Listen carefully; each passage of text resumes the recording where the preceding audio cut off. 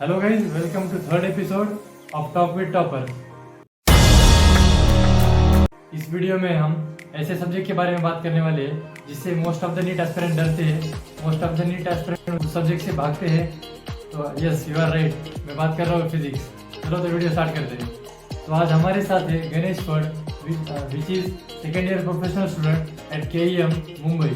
NEET 2020 he has scored 170 marks in physics. तो आज के वीडियो में मज़ा आने वाला है, उससे हमें बहुत हेल्प मिलने वाली है। वो अपनी स्ट्रेटजी मतलब बताने वाला है लास्ट 2-3 मंथ में उसने कैसे डील किया था, फिर उसने पेपर अटेंड स्ट्रेटजी कैसी थी और बहुत सारी चीज़ें जो बच्चों को डाउट्स होती है तो उसे क्लियर करते हैं जल्दी से।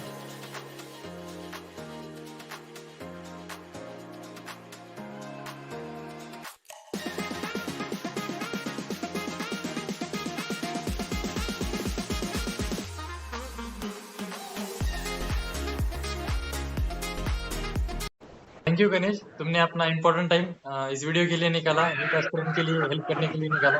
Thank you. तो चलो आज की वीडियो में हम बात करते हैं लास्ट 2 मंथ में फिजिक्स को कैसे डील करना चाहिए। देखो, सबसे पहले मैं खुद को इंट्रोड्यूस करता हूँ। मेरा नाम है गणेश भट्ट और मैं करंटली सेकेंड ईयर MBBS में पढ़ रहा हूँ मुंबई में केम हॉस्पिटल से। तो मैं आज बताने जा रहा हूँ कि आपको लास्ट 2 मंथ में क्या स्ट्रेटेजी फॉलो करनी चाहिए फॉर गुड रिजल्ट्स या फिर good marks in physics for NEET. तो मेरा मानना ये रहेगा कि अगर 2 मंथ की बात है तो फिर हम ज़्यादा कुछ नहीं कर सकते, या फिर जो पिछले 2 साल से किया है उतना सब 2 मंथ में पूरा वापस से नहीं कर सकते। तो इस 2 मंथ में क्या करना है आपको कि फोकस कीजिए उन पॉइंट्स पे, उन टॉपिक्स पे। मेनली मैं फिजिक्स के बारे में बोल रहा हूँ कि फोकस कीजिए उन टॉपिक्स पे जो हर बार या फिर मोस्टली तो पूछे जाते हैं एग्जाम में, जिसका वेटेज ज़्यादा है। हाँ, जिसका वेटेज ज़्यादा है। फिजिक्स में पर्टिकुलर टॉपिक एक चैप्टर में पर्टिकुलर कुछ ही टॉपिक होते हैं जिन पे ज़्यादातर फोकस किया जाता है और उन पे क्वेश्चन आते हैं। उसमें से कुछ टॉपिक पे, जिन टॉपिक पे क्वेश्चंस आ रहे हैं उस टॉपिक के जो कॉन्सेप्ट्स है वो क्लियर कीजिए। तो आपकी स्ट्रेटेजी क्या होनी चाहिए? फर्स्ट ऑफ ऑल कि आपको उन टॉपिक पे फोकस करना है जो पिछले कुछ एग्जाम्स में कुछ सालों में आ चुके हैं। मोस्टली तो आप प्रीवियस ईयर के क्वेश्चन सब सॉल्व कीजिए इन 2 मंथ में। और आपका मोस्ट ऑफ द फोकस होना चाहिए इन 2 मंथ में कि आपको पूरी तरह से सब रिवाइज करना है। आपने अभी 2 साल में बहुत कुछ मेहनत किए होंगे या फिर कुछ कम पड़ गए होंगे, कुछ चैप्टर रह गए होंगे या फिर कुछ चैप्टर बहुत ज़्यादा परफेक्ट हो चुके होंगे। तो आपको फोकस करना है मोस्ट ऑफ द टाइम कि आपको रिवाइज करना है वो टॉपिक्स। अगर आप कुछ आता है इसलिए रिवाइज नहीं करोगे और कम पड़ जाओगे तो वहाँ पे प्रॉब्लम आ सकती है। तो रिवीजन की एक स्ट्रैटेजी रहनी चाहिए कि रिवीजन, अभी जो रिवीजन आप कर रहे वो रिवीजन पूरी एक स्टैंडर्ड मतलब रेफरल बुक से नहीं कर सकते। तो अभी जो रिवीजन करनी है आपको, आपने जो पिछले अब तक जो भी नोट्स बनाए होंगे या फिर आपके टीचर ने फॉर्मूला बुक्स जो फिजिक्स के लिए बनाई होंगी या फिर आपके टीचर ने आपको सिखाते वक्त जो लिख के दिया होगा और आपने नोट डाउन किया होगा, वो नोट्स जो आपने हैंड रिटन नोट्स होते हैं वो लिखने के लिए, पढ़ने के लिए सबसे ज़्यादा इजी होते हैं। तो मोस्टली तो आप फोकस कीजिए। अगर थ्योरी की बात चल रही है, जो थ्योरी क्वेश्चंस फिजिक्स के एग्जाम में आते हैं, तो उन थ्योरी क्वेश्चंस के लिए आप ट्राई कीजिए कि आपकी हैंड रिटन नोट्स या फिर पुराने नोट्स जो आपने कभी पढ़े वो नोट्स के फॉलो कीजिए, वो रीड कीजिए। और आपका ज़्यादा से ज़्यादा फोकस होना चाहिए MCQs पे। अब MCQs तो आप पूरे सॉल्व नहीं कर सकते कि मतलब 2 साल में जो रेफरल बुक आपने लिया है, फॉर एग्जांपल आपने एरर लिस्ट सॉल्व किया होगा या फिर हो सकता है आपने MTG सॉल्व किया होगा। तो आपकी स्ट्रैटेजी क्या होनी चाहिए? इन 2 मंथ में आप ट्राई कीजिए कि आप वो जो अपने प्रीवियसली जो सॉल्व किए MCQs, वो जो उनमें से जो मार्किंग करके रखे हैं ना कि बहुत इंपॉर्टेंट MCQs, हाईलाइटेड MCQs, बस उनको दोबारा से सॉल्व कीजिए। ये आप कर सकते हैं। और ज़्यादा से ज़्यादा फोकस रखिए आपका सिर्फ प्रीवियस ईयर के क्वेश्चंस पे। अगर प्रीवियस ईयर के क्वेश्चंस पे फोकस रहता है तो उससे मतलब अपने ये बात भी पता चल जाएगी कि इससे पहले क्या क्या क्वेश्चन आ चुके हैं अपनी एग्जाम, नीट के एग्जाम्स में, और मतलब इन्हीं टॉपिक पे क्वेश्चंस आने वाले, और मोस्टली तो ऐसे होता है कि उन्हीं टॉपिक पे क्वेश्चंस आते, और आपका ठीक है। कॉन्फिडेंस भी बढ़ जाता है। हाँ, और आपका कॉन्फिडेंस भी बढ़ जाता है, मतलब वो क्वेश्चन जब आपको सॉल्व होते हैं ना, तो फिर एक अलग ही कॉन्फिडेंस डेवलप होता है कि यार अपने पिछले वाले एग्जाम्स में आपने एग्जाम्स के क्वेश्चन आपने सॉल्व किए, तो इसके बाद के भी आपको आ जाएंगे। और रही बात मेरी, तो मुझे एग्ज़ाम में 170 मार्क्स आए थे नीट 2020 के एग्ज़ाम में।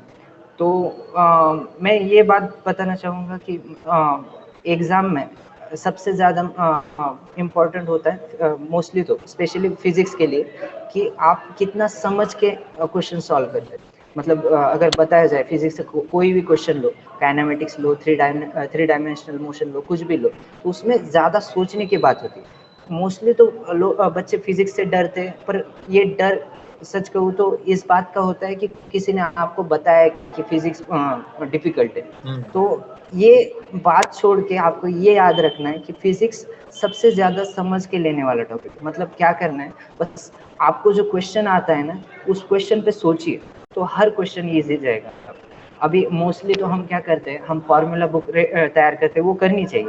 फार्मूला बुक बहुत इंपॉर्टेंट है लास्ट डे रिवीजन के लिए, कि आपको ना अभी एग्जाम के लास्ट वीक में ना सिर्फ थ्योरी पढ़ने का, थोड़े बहुत एमसीक्यू देख लेने का, ओवरलुक करने का, और सिर्फ फार्मूले देखने का टाइम मिलेगा, वो करना चाहिए।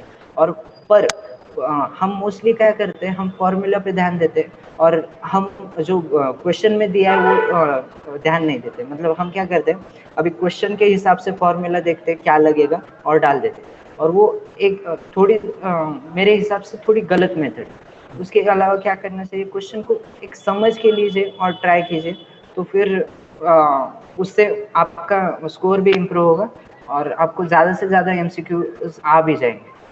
और एक बात आप कर सकते हैं कि ट्राई कीजिए कि आप क्वेश्चन अभी भी क्वेश्चन कोई सॉल्व करेंगे ना, तो पहले वो पूरी तरह से अपना 100% दीजिए वो क्वेश्चन सॉल्व करने को, जब आप प्रैक्टिस कर रहे हो किसी क्वेश्चन की, और 100% देखिए कि कितना सॉल्व हो रहा है। अगर सॉल्व नहीं होता है, 5-10 मिनट हो गए सॉल्व नहीं हो रहा है, तो ही उसका सोल्यूशन देखिए। मोस्टली हमारा क्या होता है कि हम लोग सॉल्व कर क्वेश्चन देखते हैं, हाँ क्वेश्चन देखते हैं, और फिर जल्दी से सॉल्यूशन देख लेते हैं, उस हिसाब से हमको पता चल जाता है क्या यूज़ किया है, लेकिन हम कभी उस पर सोच नहीं पाते, और एग्ज़ाम में वो बहुत मतलब गलत हो जाता है, हमें उसके आंसर्स आते नहीं है। हाँ हाँ, टेम्परेरीली होता है, और फिर एग्ज़ाम में हम वो सॉल्व नहीं कर पाते, भले वो सेम क्वेश्चन आए। और एक बात ये पूछना सब था, करना चाहिए। तो तुम हाँ ओएमआर कैसे फील करते थे? हाँ, OMR फिल करने के लिए एक स्टैंडर्ड, मतलब क्या करना चाहिए कि OMR फिल करते वक्त मोस्टली गलती क्या करते हैं बच्चे, कि हो सकता है OMR फिल करते वक्त 45 क्वेश्चन सब सॉल्व कर दे, और फिर बाद में एक एक मार्किंग कर दे। तो उससे गलती क्या होती है कि सपोज एक आध क्वेश्चन बीच में हमने छोड़ दिया है कोई, और मतलब वो आया नहीं, छोड़ दिया, और बाकी के सॉल्व किए, तो वो सीक्वेंस पूरा चेंज हो जाता है, क्योंकि हम उसकी भी मार्किंग कर देते बीच में। तो ये एक गलत मेथड मुझे लगती है कि एग्ज़ाम पे सॉल्व करते वक्त क्या करना चाहिए। जैसे आप कोई क्वेश्चन आंसर के लिए श्योर हो कि ये इस क्वेश्चन का क्वेश्चन नंबर 2 का आंसर है बी, तो उसी वक्त उसकी मार्किंग कर दीजिए, एटलीस्ट डॉट रख दीजिए उधर कि ये इसका आंसर है। तो इससे क्या नहीं होगा, वो शफल नहीं होंगे आंसर, और आप करेक्ट आंसर ही मार्क करेंगे, एक पहली बात। और दूसरी बात, अगर फिजिक्स का पर्टिकुलर बोला जाए, तो एक अटेम्प्ट में, मतलब एक राउंड अगर लेंगे, अगर हम फिजिक्स का कि 1 to 45 जाना है, तो एक तो पहली बात, सब लोग एक 1 to 45 देखते भी नहीं होंगे। मतलब होता है कि टाइम मिलता ही नहीं 1 to 45 क्वेश्चन अटेम्प्ट करने। तो उसके लिए क्या करना चाहिए, एक तो मतलब एक की जगह 2 या 3 राउंड यूज करने चाहिए, मतलब सब क्वेश्चंस रीड करने के लिए। Multiple round. फर्स्ट राउंड में क्या, मल्टीपल राउंड। तो फर्स्ट राउंड में क्या करना चाहिए, क्वेश्चन मतलब 1 to 45 तक जाना है हमको, तो फास्टली जाना है फर्स्ट राउंड में। मतलब क्वेश्चन रीड किया, कभी कभी तो रीड करते ही पता चल जाता है कि आंसर आने नहीं वाला है, या फिर अपने को ये कंसेप्ट नहीं आती, तो आगे क्वेश्चन पे बढ़ने का। कभी कभी हो सकता है कि क्वेश्चन सॉल्व करते करते करते गलत हो जाए, या फिर कुछ मतलब आंसर ना आए, तो फिर जल्दी से आगे के क्वेश्चन की तरफ बढ़ना चाहिए।